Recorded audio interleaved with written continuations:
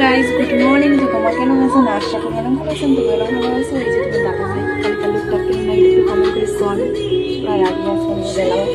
আর এই যে মোর বিছনা টিছনা গুছা কমপ্লিট। এলা চলতে আমরা রান্না ঘর আর যেখানে ঠাকুরের গান শুনবা দিচ্ছি। আর তোমাদের সাথে একটু ব্লগ ভিডিও শেয়ার করেছি গাইস। জানা না কেন হচ্ছে সকাল সকাল তখন একটু ঘুরে একটু খাওয়া দাওয়া ঠিক আছে। তোমরা কি রান্না করে চলো তোমাদের সাথে শেয়ার করি। সকাল সকাল রান্না করে চলে আসে এই যে হাসিয়া এই যে তোমার আলামের জন্য মুড়ি আর জল ভিজে রাখি।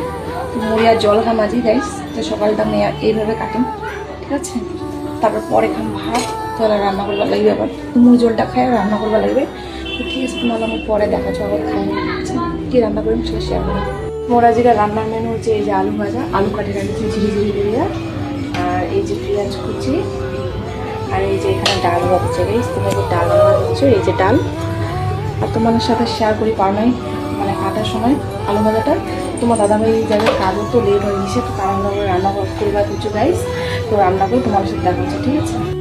ও রান্নাবান্না করা কমপ্লিট। এই যে তোমার সাথে শেয়ার করি এই যে মোর ডাল, এই যে ডাল